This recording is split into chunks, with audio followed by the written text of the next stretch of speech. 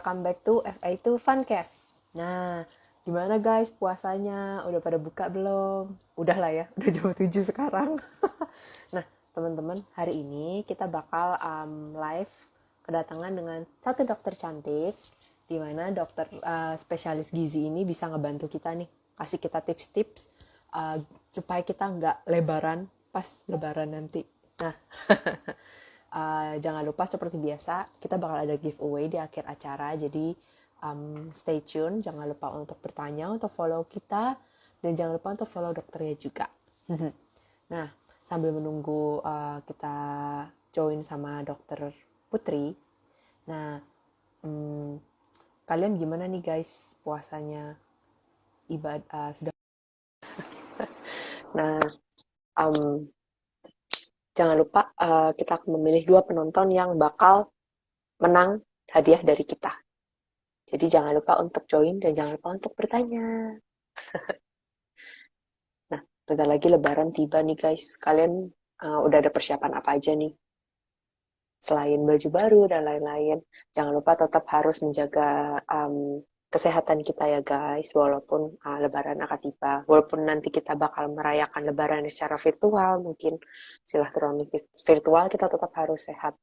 Jadi teman-teman jangan kendur untuk minum vitamin dan lain-lain. Jangan lupa untuk menjaga 5M juga. Kita bakal kedatangan tamu yaitu Dokter Putri. Aku lagi berusaha untuk menginvite Dokter Putri juga. Jadi teman-teman jangan ini ya. Oh, sebentar teman-teman. Biar aku akan membantu. Ini dia. Dokter Putrinya udah bisa join dengan kita. Ayo kita tunggu. Halo. Halo dok. Malam Dokter Putri. Apa Cantik kabar banget. dokter? Alhamdulillah baik. Apa kabar Mbak Stefani? Baik dokter. Gimana hari ini puasanya dok? Lancar, alhamdulillah ya. Amin. Nah, gimana nih dok? Kemarin aku lihat posannya dokter sih dok soal kue. Aku jadi berpikir-pikir nih dok. Jadi banyak yang patah hati ya. Aku meluluh lantakan hati banyak manusia kayaknya kemarin. Iya dok, aku jadi mikir. Kalau misalnya biasa nih ya, kita kalau misalnya makan kue lebaran gitu, bentar lagi apalagi lebaran kan ya dok ya. Iya, Aku tuh betul. jadi galau, di rumah lagi banyak lagi kue-kue. Kue-kue lebaran. Aduh, pusing dokter saya. Nah, Sebenarnya balikin lagi aja sih Mbak Stefani gini. Balikinnya tuh maksudnya gini. Kue lebaran itu kan buat nyuguhin orang banyak. Jadi jangan dihabisin sendiri.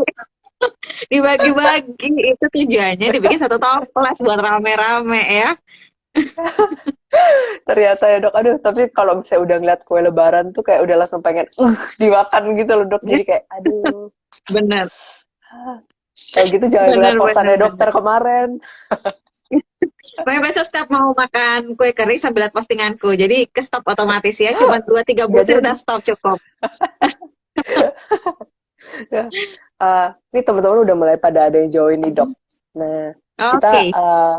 mungkin boleh share-sharing nih dok. Kita biasa kan kalau kita berbuka puasa, kita mungkin suka ada salah kaprah gitu ya dok ya. Kalau buka puasa kadang-kadang karena kan Ya, lagi lapar gitu ya dok ya. Jadi benar. kayak kita suka kalap nih. Nah, kalau misalnya dari kiat dari dokter, itu biasanya kita berbuka puasa itu baiknya tuh seperti apa begitu dok? Oke, terima kasih Mbak Stefani. Yang pertama, aku mau ngingetin dulu nih, kalau sebetulnya saat kita buka puasa iftar ya, saat azan, itu jangan langsung makan berat sebetulnya, ya. Kenapa? Karena kan kita pencernaannya itu 14 jam nggak keisi makanan ya. Jadi jangan langsung bikin kerja berat. Nanti mogok, kayak mobil nggak pernah dipakai, tiba-tiba langsung dibuat ngebut. Pasti nggak bisa juga. Jadi yang disarankan adalah asupan saat buka puasa azan itu hanya 5-10% dari kebutuhan kita sebetulnya. Jadi bisa nih kita dengan kurma yang paling bagus ya, atau misalkan dengan air dengan daging kelapa, atau boleh juga dengan buah misalkan. gitu. Cuman memang ya wajar ya, kadang sesekali kan kita pengen buka puasa dengan makan takjil yang lain gitu ya, apalagi setahun sekali istilahnya gitu ya. Jadi Betul. biasanya aku ngajarinnya adalah berbuka puasa misalkan lagi pengen kolak gitu ya. Pertama, kenyangkan dulu lambung kita dengan air putih 1 sampai 2 Hmm. gelas. Tujuannya memberikan sinyal, kan regangan dari lambung itu akan mengirim sinyal kenyang ke otak. Jadi kita itu nggak Oh. maruk jadinya, nggak akan bisa habis tuh 1 mangkuk. Ya, itu yang pertama. Yang kedua, porsinya kecilin. Karena kadang psikologis efek dari kita ngeliat makanan itu rasanya pengen, aduh sayang kalau nggak dihabisin gitu kan. Kan kita penyayang Betul. ya nggak Mbak Stefani. Mm-mm. Jadi Betul. mangkoknya pindahin jadi kecil. Misalkan 1 mangkok gede jadi 3 mangkok kecil. Artinya ya kita tuh psikologis efeknya adalah ngabisin 1 porsi sama sih. Sebenarnya kayak seolah-olah kayak 1 porsi. Padahal sebenarnya udah sepertiganya. Itu akan cukup membantu kita biar nggak kalap. Gorengan juga sama. Jadi saat buka jangan langsung makan gorengan. Kalau kayak gitu kita nggak bisa stop. Bisa sampai 3 4 Oh. potong tuh. Ih, Bahaya bener-bener nanti. dok. Benar ya, ada kita melebar di saat lebaran ya. Jadi balik lagi minum dulu 1 sampai 2 gelas air putih. Kalau gorengan tuh kan tipikalnya ini ya karbohidratnya bukan yang sederhana serap. Jadi tetap konsumsi misalkan kayak kurma 2 3 butir. Nanti baru deh harapannya udah agak kenyang. Jadi pas makan gorengan itu nggak kalap gitu. Oh, I see. Biasa dok, kalau misalnya nih, kita kan tadi ada meminum air putih dulu atau kita Yes. mengkonsumsi kurma. Nah, itu kita harus ada kasih jeda nggak dok? Untuk kita misalnya makan makanan yang lain gitu. Makanan beratnya maksudnya, makan Mm-mm, utamanya. betul, Kasih betul. jeda, kasih jeda. Jadi apa namanya, habis iftar tadi kita sholat maghrib dulu biasanya Mbak Stefani yang dianjurkan setelah sholat maghrib estimasinya sekitar 30 menit lah ya. Nah kita baru makan yang utama gitu. Kenapa dikasih jeda? Hmm. Satu, biar yang tadi cairan yang masuk atau makan tuh agak diolah dulu bertahap, kasih pencernaan kita itu beradaptasi dulu kerjanya. Yang kedua, biar kita itu nggak kekenyangan. Karena kalau udah kekenyangan, langsung nggak dijeda dengan makanan utama, nanti kita jadi nggak optimal nih, nggak dapet gizi seimbang. Udah kenyang gorengan, udah kenyang kolak misalkan ya, mau makan ayam, mau makan sayur tuh kurang gitu. Jadinya kayak, aduh aku masih kenyang banget, udah nggak pakai sayur deh, aku makan misalkan protein aja gitu. Jadi kita Hmm. nggak jadi mendapatkan manfaat dari puasa kalau kayak gitu ya. Jadi kasih jeda Oh. agar kita juga tetap bisa menyehatkan pencernaan, tapi juga tetap dapat gizi seimbangnya juga saat buka puasa. Oh, I see. Soalnya kadang-kadang kan kita suka nggak dijeda gitu dok. Kadang-kadang kalau nggak Oh, langsung deh, makan dulu bentar baru kita melakukan ibadahnya. Begitu kan? Kadang-kadang kita betul, suka begitu ya dok ya. betul, Oh, betul. I see. Ini teman-teman jangan sampai salah, jangan sampai kita nanti malah salah gizi pas kita lagi puasa begini kan nggak bagus ya dok ya. Betul, betul. Nah, Salah satu contohnya gini Mas Stefani, ada orang puasa dia malah bibirnya pecah-pecah, malah sering keliengan, atau misalkan sariawan. Artinya kan kita harus evaluasi, jangan-jangan gizi kita belum seimbang nih. Karena tadi kebanyakan kolak, kebanyakan gorengan, terus kita makanan utama gizi seimbangnya malah nggak dapet. Proteinnya kurang, vitamin mineral dari sayur juga kurang gitu ya. Jadi manfaat dari puasa jadi nggak kelihatan nanti gitu.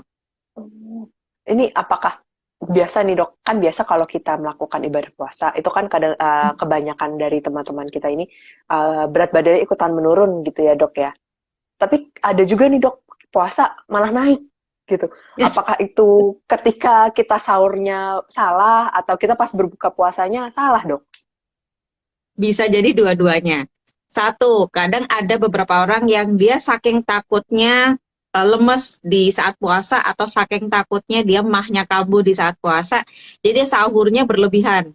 Dan tipikal makanannya bisa jadi dia tinggi kalori tapi belum tentu tinggi serat. Jadinya kenyangnya lebih gak lama gitu ya. Artinya pas buka puasa dia jadi kalap karena kelaparan nih selama puasa. Pas kala pun pemilihannya dia langsung yang berat istilahnya. Misalkan tadi ya langsung yang manis-manis, misalkan langsung minum es sirup gitu ya karena seger banget. Atau teh manis panas gitu. Terus ditambah dengan kue-kue yang manis-manis. Belum lagi nanti makannya pas buka bersama sambil ngobrol sama teman kita lupa jadinya asupannya itu jadi berlebih dengan kalori yang luar biasa banyak, sedangkan kita beberapa banyak sih sebenarnya bukan beberapa ya, banyak orang itu berpikir bahwa kalau puasa itu nggak usah olahraga dulu deh, karena takut lemes. Padahal nggak juga, justru kalau kalian pengen dapat berat badan ideal saat puasa, harus olahraga rutin gitu ya. Cuma nanti harus pinter nih, kapan waktunya, durasinya gimana, intensitasnya seperti apa. Nah, itu tentunya akan mengoptimalkan puasa tapi juga tetap turun berat badan. Oh, I see. Nah, ini pas banget nih, Dok. Ada yang bertanya mengenai olahraga saat puasa nih, Dok, dari Kak Iya, Kamelia Indri. Nah, Dok, bertanya mengenai apakah yang olahraga seperti apa yang dilakukan saat puasa dan mungkin kira-kira durasinya berapa lama. Kan kadang-kadang kita suka push olahraga ya, Dok, bisa sampai dua iya, tiga jam begitu. Terkadang betul. tapi nggak di masa puasa ini ya. Ini kira-kira durasi olahraga dan olahraga yang baik itu seperti apa, Dok, saat puasa? Oke, saat puasa kita kembalikan dulu nih, Mbak Stefani ya. Artinya gini, kondisi kita ini apakah ada penyakit penyerta atau tidak? Salah satunya misalkan kencing manis atau orang itu gula darahnya cenderung gampang ngedrop ya. Tapi kalau kita yang sehat tanpa beberapa penyakit penyerta, yang paling bagus itu ada dua waktu. Pilihannya sebelum buka puasa atau menjelang buka puasa. Ya, pilihan yang kedua adalah setelah iftar tapi sebelum makan berat. Karena kan kalau udah makan berat, kita mau olahraga langsung pasti pencernaan kita kacau, pasti sakit kan, nggak mungkin kita langsung olahraga. Jadi biasanya setelah iftar. Cuman kalau saya lebih cenderung suka di saat menjelang buka puasa gitu, karena saya akan Hmm. memanfaatkan metabolisme tubuh saya. Ketika kita puasa minimal 12 jam gak ada makanan, kita kan cadangan, maksudnya asupan dari makanan udah berkurang nih, istilahnya udah habis. Jadi kita untuk energi itu akan membongkar dari cadangan di tubuh. Salah satunya lemak yang pengen kita turunkan. Jadi biasanya saya olahraga itu sekitar setengah lima. Nah, durasinya berapa lama? Minimal 30 menit tetap dilakukan. Ya, 30 sampai 45 menit. Tergantung kalian mampunya seberapa. Gak usah khawatir lemes, karena udah kebukti banget Mas Stefani, walaupun kita puasa, kalau kita jalan-jalan ngabuburit di mall nyari tajil, kita nggak pernah lemes. Kenapa? Karena kita malah ngebongkar cadangan energi kita sebetulnya tanpa sadar. Bedanya adalah pas ngabuburit, setiap ada penjual takjil berhenti, jadi nggak jalan nih pembakaran kalori optimalnya ya. Yang ada kita malah akan berencana menambah lemak dalam tubuh gitu. Jadi kalau misalkan olahraganya dijalankan dengan tepat ya menjelang buka puasa, harapannya nih begitu selesai kita tinggal mandi, tinggal siap-siap menunggu azan. Jadi nggak terlalu lama untuk dehidrasinya, begitu buka langsung masuk karbohidrat gitu ya, itu akan cukup membantu. Tapi kalau misalkan karena dia takut lemes atau misalkan yang kedua karena kesibukan bekerja ya, jadi jam-jam segitu tuh aduh dok kayaknya saya masih capek deh pulang kerja gitu ya. Boleh setelah iftar tadi ya, setelah iftar, sholat maghrib, olahraga dulu, jalan cepet kayak treadmill atau misalkan sepeda statis kalau ada di rumah gitu ya, 30 menit baru makan utamanya gitu. Tapi kalau untuk orang-orang yang punya kencing manis, apalagi yang memang dia diberikan obat untuk menurunkan gula darah oleh dokter penyakit dalamnya, ya tentu saja sebaiknya setelah iftar. Harapannya biar tidak terjadi penurunan gula darah yang drastis ya. Oh, malah ntar olahraganya malah pingsan or gimana gitu ya, Dok ya. Kalau misalnya belum Betul. berbuka, betul, sebelum Iya, iftar. betul. Karena Oh, hipoglikemia I itu bahaya see. sekali ya. Benar tadi bisa sampai pingsan Hmm. gitu. I see. Nah, untuk ngomong-ngomong soal puasa ini sangat menarik sebenarnya, Dok. Kemarin tuh saya Hmm, pernah baca bahwa kalau misalnya berpuasa itu dia kan memiliki banyak keuntungan gitu ya, Dok, buat kita. betul. Nah, apalagi buat kita yang mau lagi berusaha untuk menurunkan berat badan gitu ya, Dok ya, Benar, atau mencapai badan ideal lah ya kalau udah betul. nggak ada diturunin. Nah, itu Dok, kira-kira nih Dok, kalau kita sudah melewati masa ibadah puasa ini, kira-kira kita boleh nggak sih Dok lanjutin puasanya ini gitu, atau puasanya kira-kira diubah, atau metode diet apa nih Dok yang bisa kita lakukan nih Dok? Oke, sebetulnya puasa pun tidak masalah. Maksudnya melanjutkan setelah Lebaran ya, kita mau lanjut puasa lagi itu tidak masalah, asal yang harus digarisbawahi adalah kebutuhan kalori kita, baik puasa tidak puasa itu adalah sama, nggak ada beda. Artinya jangan sampai karena kita melakukan puasa terus kalori kita terlalu rendah, apalagi tanpa dipantau oleh dokter spesialis gizi ya. Artinya komposisinya kita jadi nggak tahu gitu, cuman mainan kalori dipotong-potong-potong, yang ada kita jadi nggak sehat. Tapi selama satu kalori sesuai kebutuhan tercukupi, kemudian komposisinya benar-benar seimbang, harusnya sih nggak ada masalah. Pastinya akan membantu penurunan berat badan yang lebih optimal ya. Apalagi tadi memanfaatkan saat jam-jam metabolisme tubuhnya udah memulai membongkar cadangan-cadangan energi di tubuh, kita tetap aktivitas fisik misalkan gitu dengan intensitas ringan sampai sedang. Karena kalau yang intensitas ringan sampai sedang yang dibakar itu adalah lemak. Yang itu kita harapin buat cewek-cewek ya, biar lingkar perutnya mengecil segala macam gitu. Betul. Tapi tetap konsultasikan dulu ke dokter gizi. Kenapa? Karena setiap orang tuh tipikal kesehatan tubuhnya itu beda-beda. Jadi dokternya itu yang akan tahu. Boleh nggak sih dok saya lanjut puasa rutin terus menerus atau tidak? Atau misalkan kalau Senin Kamis kan masih oke, artinya masih ada jeda gitu. Tapi kalau yang Betul. misalkan orang tersebut pengen yang rutin puasa terus gitu, nah itu sebaiknya konsultasikan dulu agar dievaluasi dulu nih, ada penyakit penyertanya bagaimana gitu ya, apakah kondisinya memungkinkan untuk puasa terus menerus dan lain-lain. Kalau misalnya nih dok, kita Mm-mm. misalnya sehat gitu ya dok ya. Ini cuman kira-kira aja dok. Biasa tuh kalau kita melanjutkan puasa, maksudnya metode diet dengan puasa ini biasa tuh ada jangka waktu tertentu atau all year long gitu kita bisa lakukan itu dok gitu. Maaf. Untuk penelitian jangka panjang itu belum ada yang membuktikan, maksudnya benar-benar yang puasa full sampai berapa bulan, sampai setahun gitu belum ada sih Mbak. Jadi memang kita biasanya melihat dulu kondisi orang tersebut ya. Tapi harusnya tadi kita kembalikan kalau memang dia asupannya bisa benar-benar ngejaga sesuai kebutuhannya, harusnya itu tidak akan mengganggu. Tapi kalau sampai dilakukan jangka panjang, tapi komposisi maupun kalorinya tidak tepat, pastinya itu akan menyebabkan bukannya menurunkan berat badan, malah memicu penyakit-penyakit yang lain. Nah, itu yang tentunya nggak pengen kita hadapi ya. Cuman selama ini sih belum ada yang benar-benar menjalankan puasa itu sampai misalkan setahun full. Itu belum ada sih. Kalaupun ada itu kan biasanya intermittent fasting ya, diet Mm-mm. yang dia jedanya 16 jam. Itu pun penelitian jangka panjang itu pada manusia itu belum belum ada loh yang benar-benar dari manusia sampai jangka panjang banget tuh belum ada. Kalau di hewan itu ada. Kayak di tikus gitu ada memang. Ini makanya teman-teman jangan sampai salah nih. Kadang-kadang kan biasa suka ide gitu ya dok ya. Iya, Kita para pejuang diet kayak tanpa konsultasi kita ya udahlah main. Oh aku baca dari sini. Yang orang ini cocok nih. Oh ini cocok yes, nih. Ya udah aku ikut benar, deh gitu loh dok. betul, Makanya betul.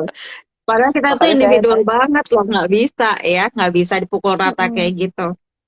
Bener, makanya itu kayak ingin menyadarkan teman-teman nih yang nonton bahwa kalau kita mau menjalankan diet, kita harus banget yang namanya konsultasi dulu. Karena kalau kalau Betul, nggak bisa aja kita salah polanya, terus malah ntar di belakangnya itu jadinya tuh kita kesehatannya menurun. Padahal sekarang sih, oh berat betul. badan saya turun gitu, tapi efek jangka panjang kita kan nggak tahu gitu ya dok ya.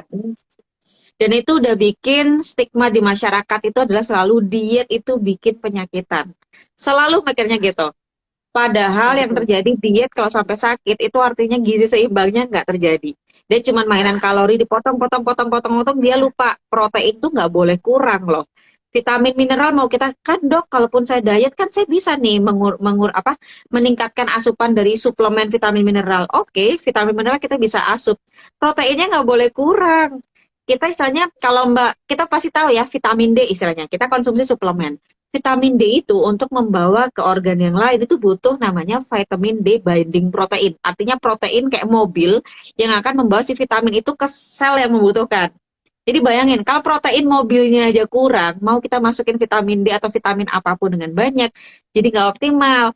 Nah, itu yang sayang sekali salah kaprah di masyarakat jatuhnya jadi jangan diet nanti kamu sakit gitu. Nah, itu yang pengen banget kita edukasi bareng ya Mbak Stefani ya, bahwa kalau dietnya Bener. tepat justru akan membuat kita sehat.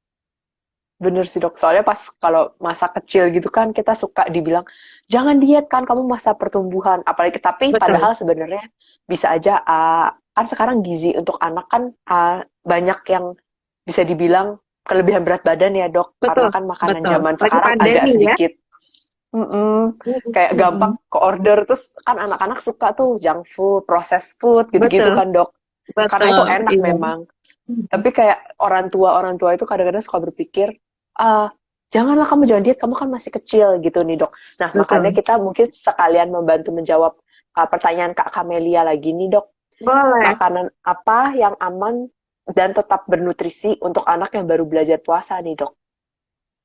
Oke, sebetulnya kalau untuk anak yang baru berpuasa ya, belajar puasa tetap harus gizi seimbang. Cuman ingat ya, kebutuhan kalori anak-anak itu nggak bisa dipukul rata kayak orang dewasa. Kalau orang dewasa kita bisa menghitungnya dari jenis kelamin, berat badan, tinggi badan gitu ya. Kalau misalkan di anak-anak itu betul-betul harus sesuai dengan grafik. Jadi kita beda tinggi badan 1 senti dengan usia dan jenis kelamin yang berbeda, itu kebutuhan kalorinya kan berbeda ya Mbak Stefani.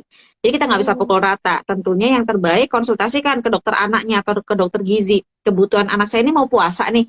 Itu butuh berapa ya dok? Jadi polanya nanti seperti apa? Udah deh, tinggal jalankan selama sebulan. Itu kalau mau yang tepat ya.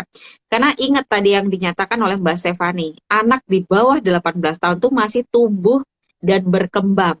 Artinya dia harus mendapatkan nutrisi yang seoptimal mungkin. Padahal PR-nya adalah saat puasa itu kan PR ya, anak-anak tuh kadang sahur itu ngantuk, jadi asupannya males-malesan makannya. Jadi sebagai orang tua kita harus pintar-pintar mengatur asupannya itu dengan puasa tetap tercukupi dengan baik. Jenisnya seperti apa? Tetap gizi seimbang, protein hewani, nabati, sayur semua harus komplit. Walaupun sayur pastinya tidak perlu sebanyak orang dewasa ya. Artinya bisa kita pinter-pinter nih kalau kayak sahur, aduh kayak males makan nih. Oke, aku kasih dia misalkan roti gandum gitu ya. Dikasih telur, dibikin yang enak sayurnya di dalam situ.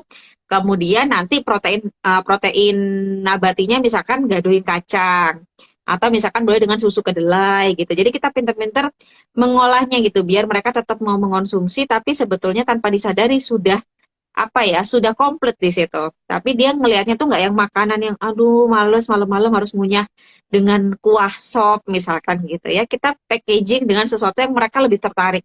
Kue apa segala macam tapi yang jenisnya tinggi serat ya tentunya kayak roti gandum tadi misalkan gitu. I see. Nah, Dok, ini pertanyaan dari Kak Kamila lagi nih. Kak Kamila nih kayaknya lagi penasaran banget nih. Nah, kalau tadi kan anak-anak, Dok. Kalau orang kita umur produktif kayak anak muda zaman sekarang, itu pasti kita bisa mengatur konsumsi kita sendiri ya, Dok ya. Betul, Maksudnya yang seimbang tapi. Nah, kalau lansia gitu, Dok. Lansia itu kan dia pasti konsumsinya harus sedikit berbeda juga kan ya, Dok? Itu betul. apakah bisa kita samakan atau harus bagaimana nih? Pertanyaan dari Kak Kamila. Oke, dari segi kalori kita tetap melihatnya dari tadi ya, berat badan, jenis kelamin, dan tinggi badan plus aktivitas fisiknya. Karena biasanya kalau kita yang produktif itu bisa jadi faktor aktivitas fisiknya itu akan berbeda hitungannya ya dibandingkan kalau yang lansia gitu. Makanya sebetulnya kalau yang paling bagus kan tadi ya konsultasikan ke dokter gizi karena kalau yang secara umum kan kita cuma bilang gini, untuk dewasa sampai lansia, laki-laki kalikan berat badan idealnya dengan 30 kalori, pukul rata seperti itu. Kalau perempuan kalikan 25 kalori gitu. Tapi sebetulnya ada aktivitas fisik di mana pada lansia tentunya kan lebih berkurang ya karena faktor ke tubuhnya, kesehatan dan lain-lain gitu. Tentunya akan ada perbedaan. Dari segi nutrisi memang dia tipikalnya tetap gizi seimbang kuncinya, cuman biasanya pada orang lansia itu secara umumnya ototnya itu per tahun akan turun sekitar 0,8%. Jadi itu normal terjadi pada mereka. Oleh karena itu pada lansia biasanya kita fokuskan proteinnya harus yang cukup agar mengimbangi proses penurunan otot yang terjadi secara normal tadi ya. Jadi kita imbangi biar dia nggak turun, biar ototnya itu nggak makin turun gitu. Sebaliknya justru di mereka terkadang itu lemaknya yang tinggi gitu. Karena kan biasanya nih orang lansia papil lidahnya tuh kan udah mulai nggak berasa ya. Jadi mereka makanannya tipikalnya yang suka yang manis-manis, yang berasa lah gitu ya. Betul. Jadi ini harus kita bantu karena yang mereka butuhkan justru proteinnya. Tapi ingat pada orang lansia itu kan fungsi ginjalnya juga kadang menurun ya. Nah itu harus Betul. dievaluasi. Makanya nggak bisa main-main gitu. Karena mereka lebih tricky fungsi organnya kadang udah menurun. Kalau sudah ada gangguan fungsi ginjal, tentunya proteinnya pun nggak bisa setinggi gimana gitu. Nah itu tentunya akan disesuaikan lagi oleh dokter gizinya sesuai dengan fungsi ginjal para lansia tersebut. Gitu. I see. Nih, jadi kalau sebenarnya lebih baik sebelum menjalankan puasa, mungkin kita bisa konsultasi dulu ya dok dengan dokter gizi Sebetulnya untuk yang terbaik kira-kira begitu. menunya gimana nih untuk Ya, buka puasa, untuk sahur gitu ya dok. betul. Maksudnya untuk Betul. supaya jangka panjang kita jadi lebih sehat hidupnya ya dok ya. Betul. Betul Nah, banget. Dan biasanya saya I mengingatkan see. pasien juga, Mbak Stefani, selain ke dokter gizi adalah kalau memang orang tersebut punya penyakit penyerta nih misalkan ya, tentunya ke dokter yang merawat. Misalkan ibu hamil, dia sebelum melakukan puasa konsultasi dulu ke objinnya. Dok, dengan riwayat saya yang selama ini saya memungkinkan nggak untuk puasa? Atau misalkan punya darah tinggi, kencing manis ya, tentunya konsultasi ke penyakit dalam dulu, biarkan mereka memutuskan. oh boleh Bu, tapi obatnya nanti waktunya diminumnya saat ini dan ini gitu. Itu tentunya kan Hmm, setiap pasien akan berbeda gitu. Jadi betul. sebaiknya memang konsultasikan ya ke dokter-dokter yang merawat selama ini. I see, Dok. Dok, jadi kan kita ada, maaf. Jadi kita kan ada ngobrol soal olahraga nih, Dok. Di mana Iya, kan dianjurkan pada saat sebelum buka puasa, ya kan, Dok ya. Nah, betul, kalau misalnya kita biasa olahraga tuh pagi nih, Dok. Kita biasanya. Kalau betul. olahraganya kita pas lagi subuh nih, Dok. Ada pertanyaan soalnya dari Kak Rina, Iya, bahwa oke. kalau olahraganya itu kita jalan kaki nih, Dok, sesudah subuh boleh atau tidak? Begitu, dokter. Boleh ya, tetapi kembalikan lagi ke toleransi tubuh masing-masing. Satu, kalau pagi hari kan yang dikhawatirkan, berarti kan yang dibakar pertama kali itu dari makanan dulu kan? Ya, kalau dari makanan artinya apakah nanti di siangnya sampai sore itu dia nggak lemes, nggak kelingan, it's okay kalau memang nggak ada gejala, nggak ada keluhan. Atau misalkan dehidrasi, karena pagi-pagi kita udah berolahraga pasti keringetan, apalagi kan suhunya pasti lebih tinggi dibandingkan kalau sore hari kan. Nah, selama Betul. memang merasa enggak kok, Dok, saya udah biasa, misalkan saya udah biasa puasa Senin Kamis dan olahraganya selalu pagi, saya aman, asuh karena dehidrasinya nggak ada, gejala di kurang darah juga nggak ada, silakan saja nggak masalah daripada tidak olahraga sama sekali. Tapi kalau misalkan teman-teman nyobain di pagi hari terus kok siang udah mulai keliengan atau ngantuk terus-terusan, lemes atau misalkan kok haus banget ya nggak tertahankan, nah itu jangan dipaksakan gitu ya. Karena tubuh kita tuh pasti akan memberikan alarm untuk kita bahwa kita tuh mampu atau tidak gitu. Biasa kalau udah dapat alarm-alarm gitu, mendingan kita pindahkan gitu ya, dok ya. Menjadi lebih ke Betul, sore betul. hari begitu ya, dok. Jangan Benar, dipaksakan. benar. I Iya. see. Nah, dokter, kita kan bentar lagi mau lebaran nih. Iya. Nah, kita setelah menjalankan ibadah puasa selama 1 bulan, kita boleh nggak sih, dok, pesta pora pas lagi lebaran? Oh, boleh banget Bertanya. dong, kan setahun sekali. Tapi pakai tips dan triknya biar nggak kalap ya, gitu. Tapi boleh, bukan berarti diet sepanjang masa nggak boleh sama sekali nggak dong. Hidup kita harus tetap enjoy ya kan. Istilahnya kita tetap menikmati, apalagi momen kebersamaan sama keluarga itu jarang. Termasuk tadi postingan aku kue keringan, aku nggak bilang nggak boleh. Tapi pintar-pintar. Contoh nih, ya contohnya nih. Pas misalkan habis sholat Idul Fitri gitu ya. Kan makanan Lebaran itu tipikalnya apa sih? Pasti kalau nggak bersantan, dia berlemak tinggi. Karena di beberapa daerah kan ada kalau saya baca itu tipikalnya pakai soto Banjar misalkan. Kan dia nggak bersantan, Hmm. tapi dia lemaknya juga tetap tinggi kan istilahnya gitu. Nah, kalau memang tipikalnya seperti itu, pertama kita harus ingat lemaknya kan berarti tinggi ya. Artinya biar kita ini bisa tetap menikmati tapi nggak berlebihan, ya kuahnya jangan banyak-banyak, kurangin. Terus aku mau ngingetin, jangan pakai piring kekinian yang gede banget. Sekarang tuh kan makin kira piringnya makin gede-gede ya, makin lucu-lucu kita Iya, beli gitu. Padahal piring yang benar tuh kan yang kayak zaman dulu, segini aja yang gitu. kecil. Heeh. Eh, Karena kalau kita itu kesannya kalau di piring gede, Mbak, kesannya menurut kita udah kita kurang-kurangin nih, "Ah, dikit kok ini nggak penuh di piring." Padahal kalau ditaruh di piring gede bisa jadi piring yang sedang, bisa jadi itu full sebetulnya gitu ya. Yang pertama. Kedua, jangan lupa yang bisa mengurangi penyerapan lemak itu adalah serat. Jadi, kalau lagi makan lebaran, jangan hindari sayur, ya. Kan pasti ada sayur ya, entah sayur lodeh atau apa gitu ya. Sayurnya tetap dimakan, jangan banyakin kuahnya ya. Sayurnya yang banyak. Tujuannya apa? Satu, seratnya itu akan membuat kenyang lebih cepat, jadi nggak kalap. Kedua, seratnya itu tadi mengurangi penyerapan lemak sama mengontrol gula darah. Jadi bisa membantu kita nih lumayan menghandle gitu Mbak Stefani biar nggak berlebihan ya dalam tubuhnya gitu. Dan pencernaannya bisa tetap bagus. Jadi lebaran bukannya malah aduh kok pencernaanku jadi nggak enak segala macam. Nah itu pintar-pintar ngatur itu aja. Plus proteinnya jangan double-double. Kadang nih opor, ada ayam, ada rendang, semua diambil satu-satu gitu ya. Tetap protein hewani ambil satu, nabati ambil satu gitu ya. Jangan berdouble-double, nanti kalap yang ada. Tapi bukan berarti nggak boleh kok ya, pinter-pinter aja tadi.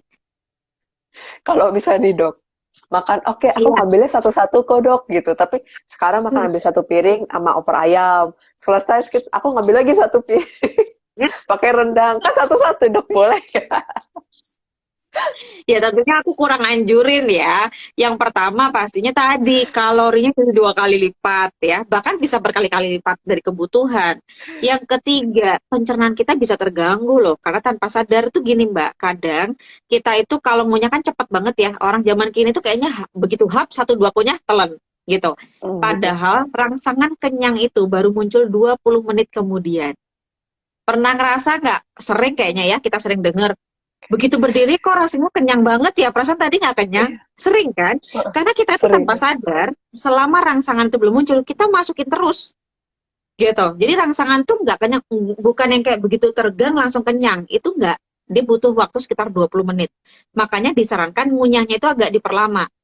Tujuannya biar rangsangan kenyangnya itu segera muncul, jadi kita bisa stop sebelum kekenyangan. Gitu. Oh, itu. Itu Oh, I membantu banget. see.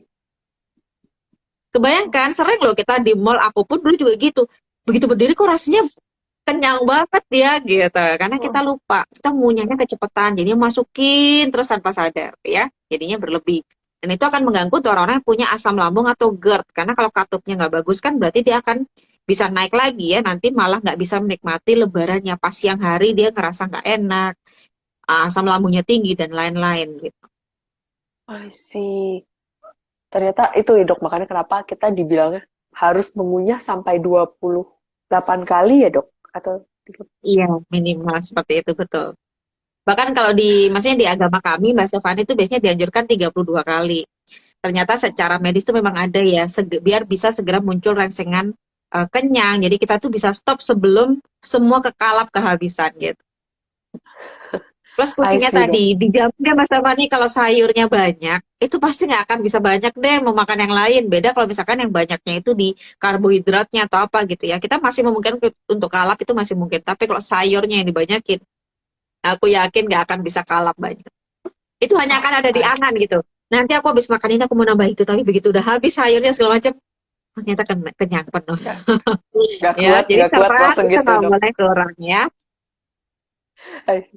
Nah dok, kalau misalnya nih kita ngomongin anak-anak zaman sekarang ya dok, kita Hmm, kan kalau misalnya berpuasa, kalau kita apalagi lagi kerja gitu, dan gedung kantor kita tuh jadi satu sama mall, kan ada banyak yang kayak gitu ya dok ya. oke. Terus kita suka berbuka puasa, akhirnya beli kayak minuman kekinian nih dok jatuhnya. Oke, Even nggak puasa pun kita suka beli minuman kekinian gitu ya dok ya. apalagi Nah banyak promo ya. iya, pas sekarang promo muncul langsung saya beli gitu kan dok. Nah itu Benar. apakah boba atau minuman kekinian, kopi kekinian, teh kekinian begitu dok?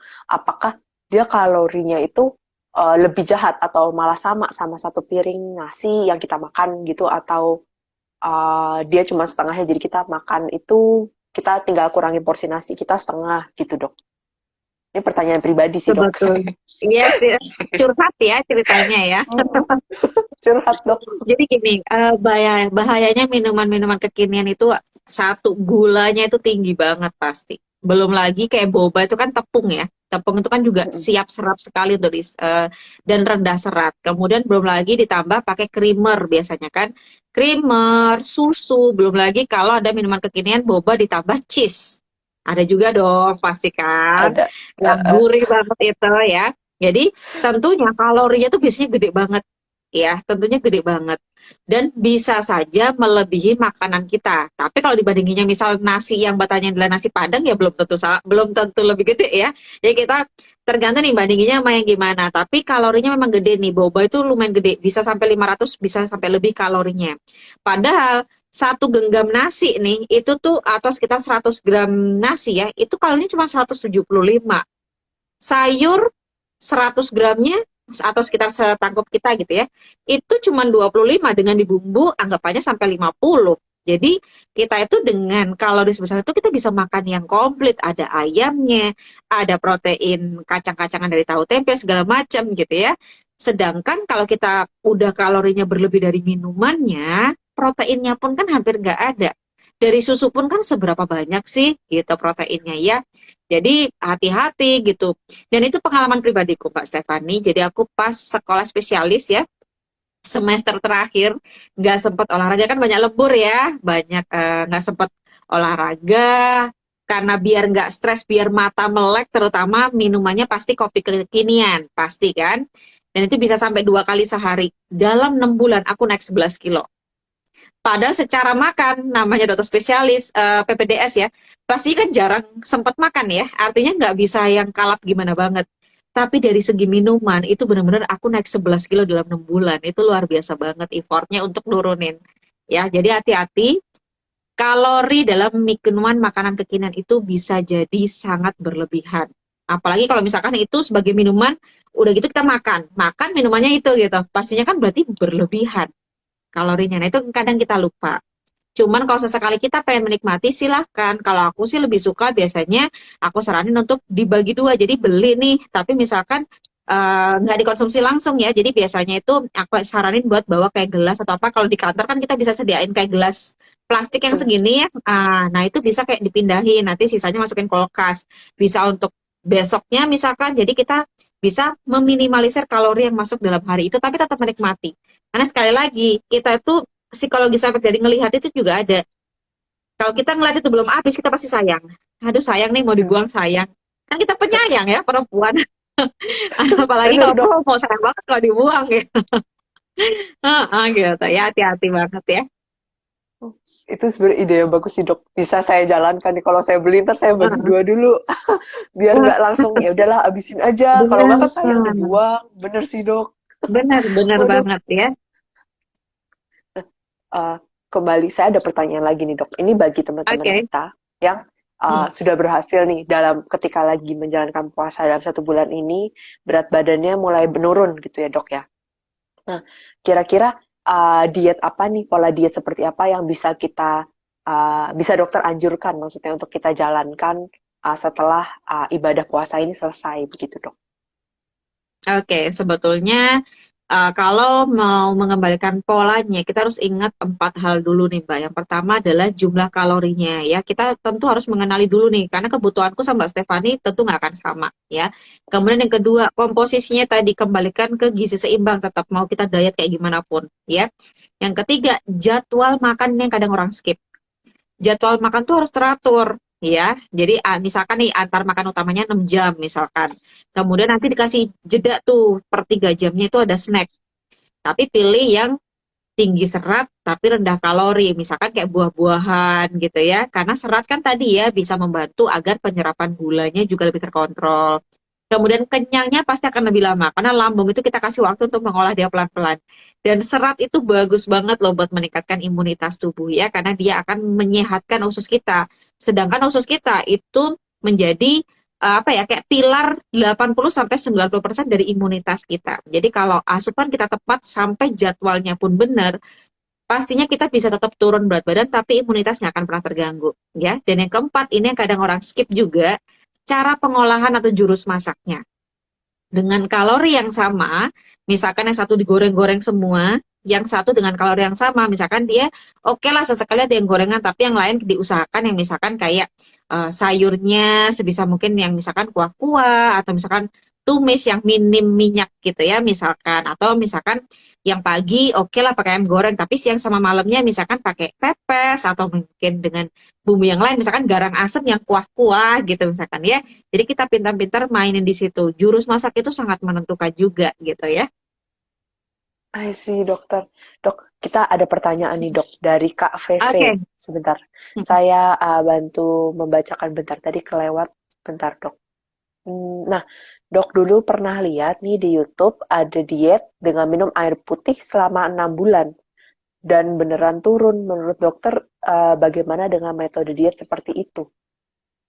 Ini maksudnya air putih aja, terus dia tergantung nih makanannya kayak gimana. Saya jujur belum pernah ngeliat YouTube itu ya.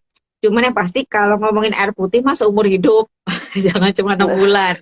Yang kedua, kalau air putih ya tentu saja bisa menurunkan berat badan asal makanan kalorinya juga dijaga. Nah, kelebihan air putih apa? Satu, air putih itu kan 0 kalori. Mau dia dingin atau panas, dia 0 kalori. Jadi itu mitos. Kalau ada yang bilang, jangan minum air es, nanti kamu jadi gendut. Itu mitos, karena kalorinya 0. ya.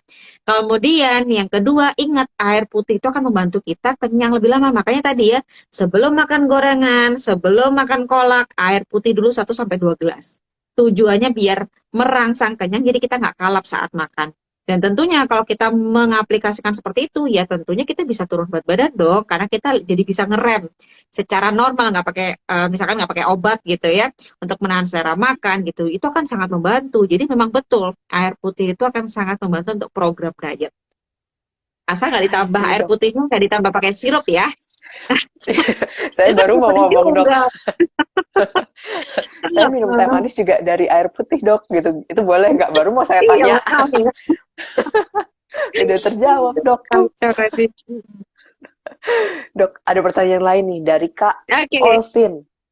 Nah, dok, godaan diet itu terkadang dari lapar mata. Bagaimana nih kita menghindari dari lapar mata tersebut, dok? Hmm, Ini yang aku bilang ya, ada namanya psikologis efek. Ketika kita melihat makanan, kita pasti akan tertarik. Jadi yang pasti jangan follow Instagram mukbang. Itu bahaya banget. Kita nggak mukbang, kita udah pengen macam-macam tuh. Orang makan burger, kita pengen apa, segala macam ya. Kurangin pemicu. Kalau emang udah sadar dengan lapar mata, berarti kita tahu sebetulnya bahwa kita ngeliat makan aja kita pengen. Aroma pun tuh juga memicu lapar loh gitu. Jadi hati-hati ya. Makanya balikin lagi tadi jadwal makan yang teratur tuh cukup membantu Mas Stefani. Artinya kalau kita makanannya diatur per 3 jam tadi ya. Misalkan sarapannya jam 6, nanti jam 9 ada snack, nanti jam 12 makan. Harapannya tuh lambung nggak sempat mengalami fase terlalu kosong. Apalagi ditambah tadi minuman air putihnya sangat cukup sehingga lambungnya itu selalu teregang dan mengirim sinyal kenyang. Jadi otomatis kalaupun kita lapar mata tuh nggak begitu berlebihan. Beda kalau misalkan orang yang jadwal makannya kacau nih. Akhirnya begitu dia lagi fase lambungnya kosong banget, terus kita ngelihat sesuatu yang sangat menarik, apalagi dengan promo-promo kekinian gitu ya, yang ada kita pasti kalah. Ya, yaitu hati-hati. Memang bahayanya dari mata kita itu adalah bisa memicu lapar juga. Ya. bener sih. Nah, itu dokter membantu menjawab pertanyaan nih Kak Olvin nih. Ada pertanyaan lagi nih, dok. Dari Kak Oke, Anissa. seru ya, aktif semua Dokter, ya. iya nih, seru nih, dok. Heeh. Kak Anissa bertanya nih, dok. Dokter, tolong bantu dijelaskan hubungan antara gizi seimbang dan imunitas, dok. Begitu. Oke, ini bagus banget pertanyaannya karena ini memang yang sedang para dokter spesialis gizi klinik itu ingin sampaikan ke masyarakat ya, bahwa dengan gizi seimbang, walaupun kita sedang menjalankan defisit kalori atau diet, itu pasti akan tetap meningkatkan imunitas kita. Kenapa? Karena gizi seimbang itu akan komplit. Satu, karbohidrat ini kan sumber energi utama tubuh kita, terutama otak. Jadi nggak ada lagi tuh namanya sampai diet bikin nggak fokus, diet bikin lemot, diet bikin kita gampang lupa. Kalau sampai itu terjadi di kalian, artinya diet kalian salah, ya. Kedua, protein. Protein ini harus cukup hewani sama nabati. Kenapa? Kenapa dok? Kenapa nggak hewani aja? Kenapa nggak nabati aja? Kadang vitamin mineralnya itu tidak saling ada, artinya dia harus ada untuk saling melengkapi. Contoh, vitamin B12 untuk kesehatan otak, salah satunya, itu atau untuk metabolisme tubuh kita secara keseluruhan, itu hanya ada di produk hewani. Dia nggak akan kalian temukan di produk nabati. Sebaliknya, asam folat B9 itu adanya di produk nabati, dia nggak ada di hewani. Jadi itu tujuannya dikomplitin. Jadi bisa saling melengkapi nih vitamin mineral yang di dalam kandungannya, gitu ya. Kemudian I see. protein yang cukup itu penting untuk pembentukan imunitas. Sel imun kalian itu butuh protein yang cukup. Jadi walaupun kalian tadi aku bilang ya suplemennya kenceng, kalau proteinnya kurang, imunitasnya biasanya kurang jalan juga, ya. Kemudian protein yang cukup itu untuk pembentukan enzim.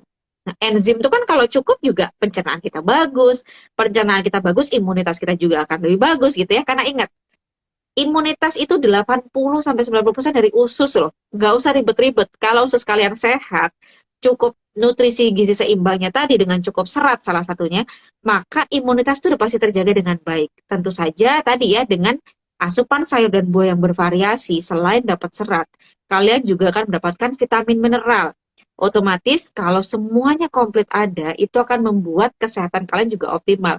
Jadi imunitas bakal terjaga walaupun istilahnya pandemi ya, kita itu istilahnya ya lebih survive lah, imunnya itu lebih kebentuk gitu. I see, dokter. Ini sangat menjelaskan sih dari pertanyaan dari Kak Anissa tadi. Dan memang kita harus menjaga imunitas bisa dari makanan juga berarti ya dok ya. Betul, betul. Ini ada pertanyaan lagi nih dok dari Kak Rina. Dok, kalau sayuran yang ada unsur kacang-kacangan seperti gado-gado itu bisa nggak dok? Mungkin ini bisanya seperti untuk memperoleh gizi seimbangnya mungkin ya dok ya. Sayuran Oke, maksudnya dicampur dengan kacang begitu dok. bumbu kacang, maksudnya kayak gado-gado pecel gitu ya.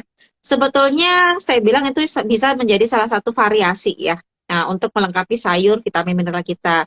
Apalagi kacang itu kan juga sumber protein nabati ya, jadi bisa dipertimbangkan. Tapi ingat, di bumbunya itu kan juga ada gula merah, ada gula pasir, ada kecap. Artinya bukan berarti tidak boleh, tapi juga jangan jadikan, kan ini sehat kata dokter Putri, banyak kacang, banyak ini, akhirnya setiap hari dia makan, hari ini pecel, besok gado-gado, besoknya karedok, dan lain-lain. Yang ada nanti, dokter Putri bohong nih, nggak turun berat badan, makan sayur gitu ya. Paling kita lupa ada gula dan segala macam. Sesekali untuk variasi, it's okay. Cuman bumbunya jangan sampai kalap. Biasanya kalau saya ya, saya pribadi kalau saya misalkan bungkus gado-gado, saya minta bumbunya dipisah Mbak Stefani. Tujuannya adalah saya nuangin cuma sekitar separuhnya aja, asal dicampur tuh udah enak. Karena kadang kan pernah ngalamin nggak kita makan gado-gado atau apa tuh sayurnya udah habis tapi bumbunya masih ada. Itu kan artinya bumbunya sebetulnya banyak banget. Akhirnya itu memicu kita, nambah kerupuk deh, dicolek-colek sampai bumbunya habis ya. Nah, itu malah kacau. Nah, kalau itu beda cerita. Tapi kalau basicnya sebetulnya dia sehat dan bagus pastinya asal kita bijak mengonsumsi dan frekuensinya nggak terlalu sering. I see dokter. Nah, berarti teman-teman kita jangan, berarti kalau bumbu nih, salad juga termasuk begitu juga dong dok? Salad Nah, itu bumbu di bumbunya salad kan jangan berbeda nih. di. Heeh, Kalau itu pastinya, apalagi bumbu di salad ini tergantung nih. Kalau bumbu saladnya kayak Thousand Island, mayones, itu kan tipikalnya dia pakai kuning telur. betul. Lemaknya tinggi, tipikalnya beda nih. Kalau kalau yang tadi kan yang harus kita concern adalah lebih ke bumbunya ya, bumbu gula, gula merah, kecap segala macam. Kalau yang di bumbu salad yang salah satu luar negeri lah ya istilahnya, itu lebih ke lemaknya. Nah itu hati-hati, bukan berarti nggak boleh, asal nggak berlebih aja. Terus jangan terus-terusan. Boleh divariasi nih, misalkan hari ini pakai yang wijen sangrai itu ya. Boleh besoknya lagi pengen Thousand Island, silakan asal nggak berlebih. Terus kemudian misalkan besoknya salad dengan campurin lemon sama madu. Jadinya jatuhnya jadi seger-seger manis. Itu juga bisa jadi variasi kan, tapi asal tidak berlebihan. Atau misalkan ada beberapa orang yang mencampurkan lemon dengan apa itu namanya olive oil. Jadi bisa variasiin aja gitu. Tapi ingat tetap variasi masakan. Jadi jangan selalu salad itu setiap hari. Better salad, kadang makanan tumisan, kadang sop atau apa gitu ya. Jadi kita bisa meminimalisir biar komposisi lemaknya itu nggak ketinggian setiap hari. Jadi yang kesannya sehat jadi nggak sehat tanpa disadari. I see dokter. Tapi iya sih, ini merupakan penjelasan dokter tadi itu menjelaskan ke kita bahwa kita jangan misalnya karena konsep salad itu sehat, kan konsepnya kan gitu ya dok ya. Kita Iya, selalu berpikir oh betul, salad betul. itu sehat. Jadi kayak aku Heeh, pukul rata aja. Jadi aku tiap hari makan salad, yes, aku pasti sehat. Itu tuh ternyata betul. salah gitu ya teman-teman. Sehat, tapi tadi ya, mungkin secara berat badan jadi kurang optimal juga jatuhnya ya. Mm-mm. Soalnya saya juga dulu pernah dok, ini agak sedikit curhat ya dok. Iya, iya. Saya nyoba diet dok, diet makan Heeh, sayur. Walaupun oke. saya karena nggak tahan kali ya cuman makan sayur doang gitu ya dok. Itu seminggu jadi saya udah nggak lakuin. Tapi berat badan biasa kan kalau misalnya orang seminggu bisa turun. Tapi saya berat badannya nggak turun dok. Apa mungkin saya salad dressingnya kebanyakan? Bisa jadi gitu. Atau Dressing salnya kebanyakan. Coba evaluasi lagi sama asupan yang lain. Misalkan masih makan produk tepung mungkin. Atau misalkan minumannya masih manis-manis. Nah gitu. Jadi banyak faktor ya. nah, oh dok ada pertanyaan lagi dok dari Oke, Koko Jelek 12. Oke. oke. Koko bertanya bahwa tanya dok kalau diet kenapa ya kalau diet sering susah dok di mindset kita diet itu susah dan mahal juga. Mindset begitu bagaimana dok? Itu mitos. Tidak selalu diet sehat itu mahal. Aku bakal buktiin kalau itu mitos ya. Yang pasti kalau kenapa diet itu sehat, diet itu sulit dilakukan itu karena mindsetnya belum kebentuk. Orang-orang tipikalnya cuman pengen ketok magic. Aku pengen cepet turun. Dia impiannya udah kegedean. Aku pengen banget turun 10 kilo dalam sebulan. Tapi effortnya dia secara mindset, secara motivasi belum kenceng. Sama aja kayak kita mimpi, aku pengen jadi artis kayak Dian Sastro, tapi dia nggak berusaha latihan acting, dia nggak rutin latihan, dia nggak akan jalan juga, nggak ada itu jalan pintas gitu ya. Istilahnya kayak gitu, tetap mindsetnya utamain dulu. Satu, kita pengen sehat dulu. Satu, sehat. Yang kedua, fisik, misalkan kayak proporsional, bentuk fisik semacam itu akan mengikuti. Dengan kita mindset yang pengen sehat, itu jatuhnya beda. Kita nggak akan kecewa. Misalkan turun, kok kali ini turunnya agak lambat ya. Oh ya udah nggak apa-apa, yang penting badanku udah mulai kerasa lebih enteng, badanku lebih enjoy ketika olahraga, udah nggak ngos-ngosan lagi. Itu dia lebih apa ya, lebih bisa menikmati setiap faktor yang kita jalanin. Tapi kalau dia fokusnya cuma timbangan nih, dari awal mindsetnya cuma pengen turun cepet ketok magic, yang ada dia turun sekilo ngerasa, aduh kok ini ya turunnya dikit, yang lain bisa banyak. Atau yang paling jelek adalah pikiran, karena dia saking takutnya dengan timbangan, dia setiap hari timbang. Dok, saya pagi itu udah 54 kilo. Kok sebelum tidur 55 kilo ya dok? Saya kayaknya nggak bisa kurus deh dok. Akhirnya dia menyerah. Padahal timbang itu jangan setiap hari. Bisa jadi pagi dia udah buang air besar, dia belum ada makanan, belum ada minuman masuk. Jadi itu adalah berat badan, benar-benar berat badannya dia. Begitu malam hari dia udah berkali-kali makan, dia udah minum, mungkin bajunya dalam kondisi tebal juga. Tentu itu akan berbeda gitu. Ya, jadi itu kuncinya, jangan terlalu terpatok ketimbangan deh gitu. Fokusnya adalah perubahan gaya hidup dulu. Tujuannya adalah kita bisa menikmati yang tadi aku bilang. Menikmati, sekarang aku lebih enteng badannya. Oh sekarang aku udah mulai nggak ngos-ngosan. Oh sekarang lututku udah mulai nggak nyeri. Jadi setiap hari itu ada motivasi baru. Kalau timbangan, setiap hari bisa patah hati. Habis makan, aduh naik lagi. Kesannya kayak merasa di otaknya bahwa aku tuh nggak akan pernah bisa kurus, gitu ya. Dan itu adalah lingkaran setan yang jahat banget. Jadi mindset itu paling utama. Yang kedua tadi pertanyaannya apa Mbak? Aku lupa. Eh, mahal, Dok. Oh Diet mahal, itu benar. mahal. Itu mitos banget. Kalau Mas Koko mau meluangkan waktu ke tukang sayur, itu nggak akan terjadi. Ya, yang penting kan konsepnya gizi seimbang, nggak harus salad yang berharga puluhan ribu. Dengan bikin, misalkan kita bikin sop mana ada sih 50.000 udah bisa seharian ya. Di situ udah bisa dengan simple.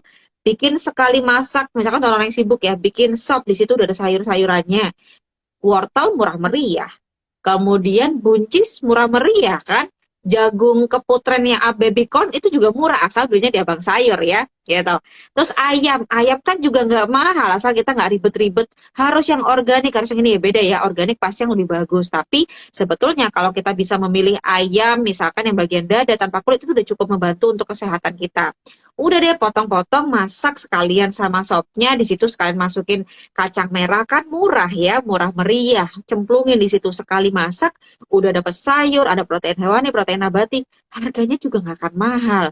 Mindset mahal itu terbentuk karena biasanya orang-orang itu kan kadang beberapa nggak sempet ya untuk mengolah, entah karena kesibukan bekerja atau apapun, akhirnya dia membeli ke pihak-pihak yang bisa membantu menyediakan. Nah, tentunya kalau namanya pihak yang menyediakan, dari segi dia harus mengeluarkan effort, ke tenaga ke pegawai misalkan gitu ya, atau biaya-biaya yang lain, tentunya jadinya harganya kesannya jadi mahal. Tapi kalau kita bicarakan diet secara umum, kalau bisa menyiapkan sendiri tentunya nggak akan pernah mahal. Justru bisa dengan sangat murah meriah ya, gitu. Nah, sebenarnya nih, Dok, ada dua pertanyaan terakhir nih. Tapi saya Ya, bingung boleh mau pilih silakan. yang mana nih, Dok. Waduh, kenapa tuh? Jadi gimana nih, Dok? Ada pertanyaan dari Kak Koko lagi dan Kak Rini nih. Tapi Oke, saya bingung nih, silakan. mesti pilih yang mana nih, Dok? Aduh Kalau kan, dokter yang pilih gimana nih, Dok? yang Dua-duanya mana ya? pertanyaannya bagus. Uh, Koko sama siapa Mbak?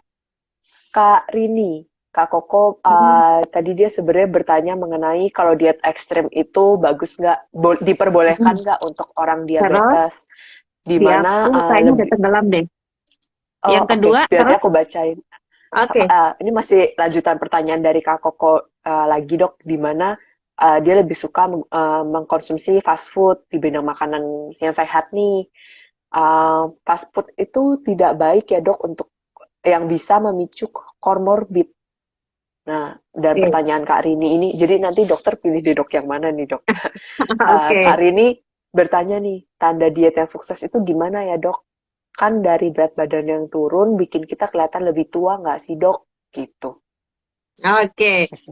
Dulunya bagus nih ya, susah untuk dipilih, jadi kita jawab Iya. bareng aja secara komplit tapi poin-poinnya ya. Jadi tadi kalau Mas Koko pertanyakan adalah tentang fast food ya. Sebelum fast food tadi apa ya? Sebelum tanya Diet fast food. ekstrim, Ah, diet ekstrim untuk diet ekstrim diabetes dok. diabetes. Mm-mm. Tentu saja kurang dianjurkan ya, segala sesuatu mau yang diabetes, mau yang berat badan ideal, kalau yang terlalu ekstrim itu tentu tidak bagus. Yang ada nanti malah membuat orang punya statement bahwa diet itu bikin kita penyakitan, rambut rontok lah, kuku gampang patah-patah, gampang sariawan, segala macam kan. Nggak selalu diet yang tidak sehat itu muncul dengan gejala gampang sakit, itu nggak selalu loh. Kadang ringan-ringan aja kita kadang miss gitu ya, atau kulit kita kering banget gitu. Padahal dulunya moist misalkan kayak gitu.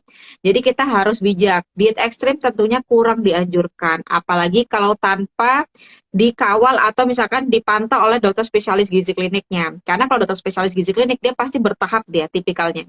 Dituin bertahap karena melihat adaptasi setiap pasien. Itu pun komposisinya nggak akan pernah main-main. Dia pasti akan komplit semua gizi seimbangnya dijalanin, tujuannya turun berat badan tapi nggak penyakitan. Dan itu akan cukup membantu menjawab si Mbak Rini tadi bahwa apakah kalau orang diet itu akan gampang kelihatan tua. Kalau sampai kelihatan tua perlu dievaluasi. Bisa jadi nih kurang tepat komposisinya ya. Secara kalori mungkin dia mungkin benar, tapi secara komposisi perlu dipertanyakan. Karena kalau misalkan dia tepat, dia nggak akan ada itu namanya diet bikin orang kelihatan tambah tua gitu ya.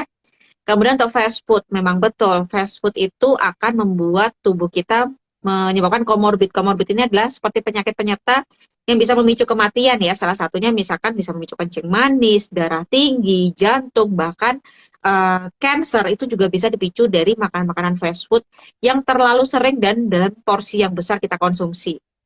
Kenapa? Dia kan proses pabrik ya. Dalam satu, karbohidratnya tipikalnya kan tepung-tepungan rendah serat. Tentunya tidak bagus untuk kesehatan usus kita. Yang kedua, di situ kita ada proteinnya pasti rendah. Proteinnya kan dikit. Ya, belum lagi dagingnya itu kan pemrosesan pasti di situ udah banyak tambahannya. Dan kalau kita perhatikan, kalau daging itu misalkan kita beli burger yang dagingnya empuk, itu artinya lemaknya semakin tinggi. Karena lemak itu memberi tekstur di makanan. Kalau makanan daging rendang, dia pasti keras karena dia lemaknya rendah. Yang bikin dia lemak tinggi kan sebenarnya santan bumbunya, tapi dagingnya sendiri dia rendah lemak. Tapi kalau di fast food pasti empuk dan juice, semakin juicy kita semakin jatuh cinta. Itu kan kita nggak sadar ya. Belum lagi tambah keju tuh, lemaknya berlebih. Ingat di situ banyak sodium tersembunyi. Sodium itu adalah seperti garam. Dan garam yang terlalu tinggi itu akan memicu kita tekanan darah tingginya gampang naik, tentunya ke arah jantung dan juga stroke. Jadi pastinya akan berbahaya.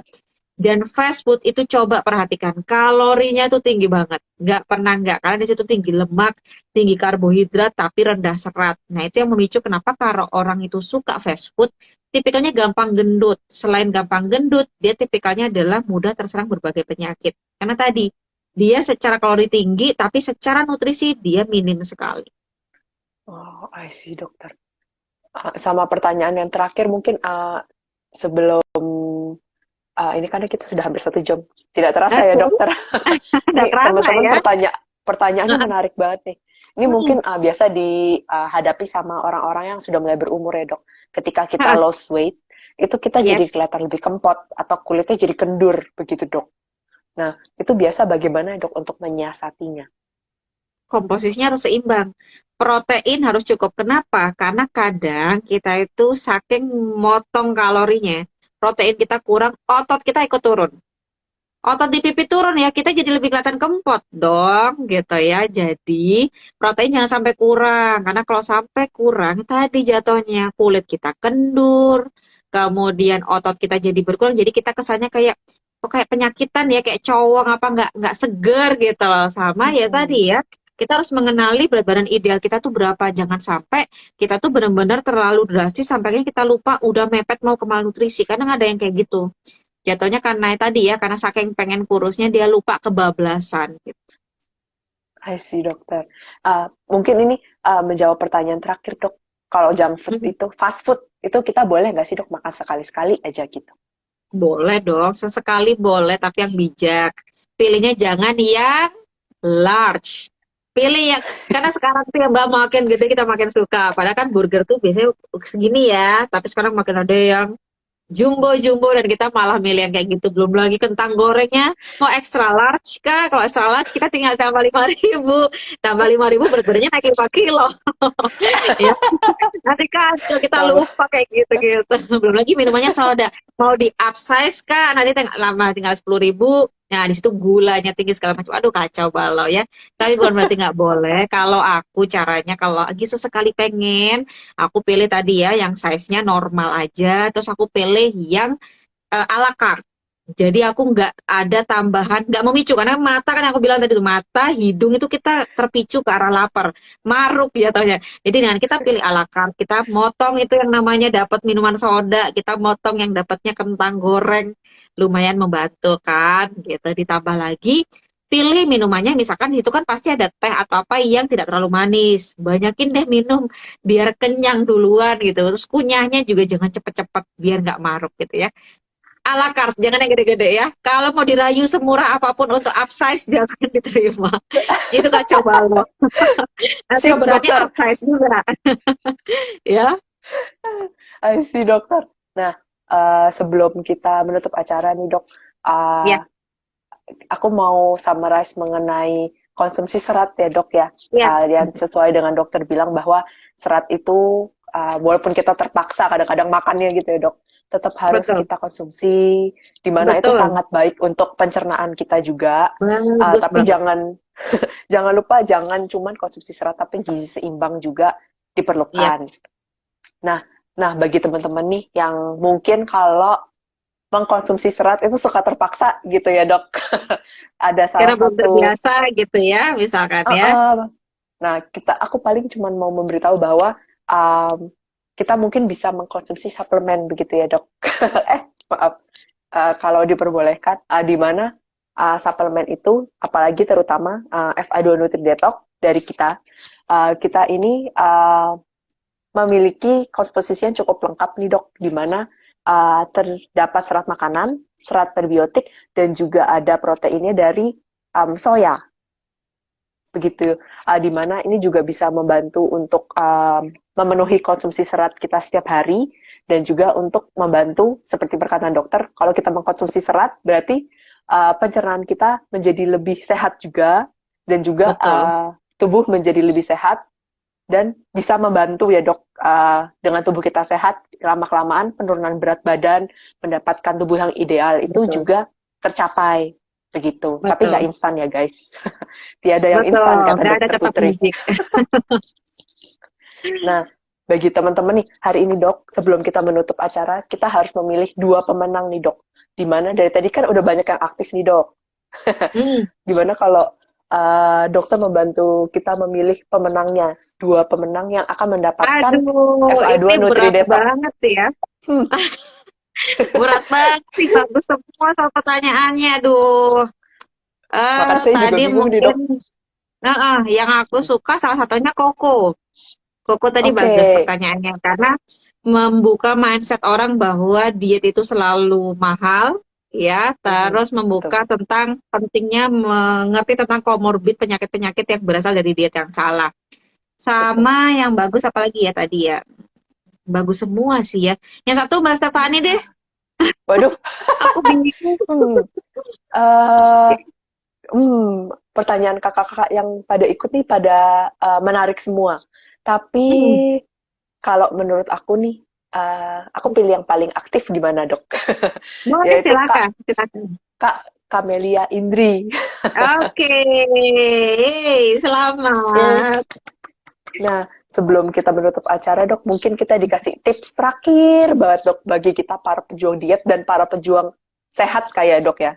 Bukan diet Hmm. doang, tapi para pejuang sehat, dok.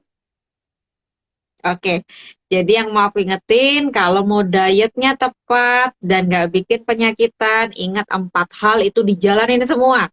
Nggak cuma salah satu. Diet nutrisinya harus gizi seimbang. Defisit kalori pun nggak usah, jangan main-main, bertahap aja ya. Jangan terlalu ekstrim. Kemudian yang kedua, aktivitas fisik tetap dilakukan. Karena kalau cuma ngomongin kalori, kalian nggak akan memperbaiki metabolisme tubuh.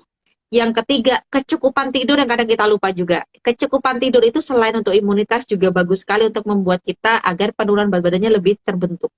Dan yang keempat, jangan mikir yang stres-stres. Yang negatif-negatif dibuang, yang panik-panik dibuang. Ikuti kegiatan-kegiatan positif kayak Mbak Stefani malam ini ya yang dilakukan.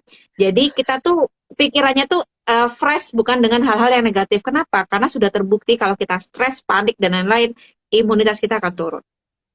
I see, dokter. Terima kasih Stres dokter juga hari bikin ini. makan berlebih ya. Betul. Kalau saya stres Jadi maunya makan itu penting yang juga, manis stres lagi. harus di manage. I see, dokter. Oke, Terima kasih dokter Putri hari ini. sama-sama. Kita banyak mendapatkan ilmu-ilmu dan juga tips-tips dari dokter Putri. Terima kasih dokter. Terima kasih juga Sama-sama. teman-teman. Terima kasih juga untuk yang official ya dan Mas Stefani sudah memberikan kesempatan buat sharing. Kita ngebongkar semua mindset yang salah-salah selama ini.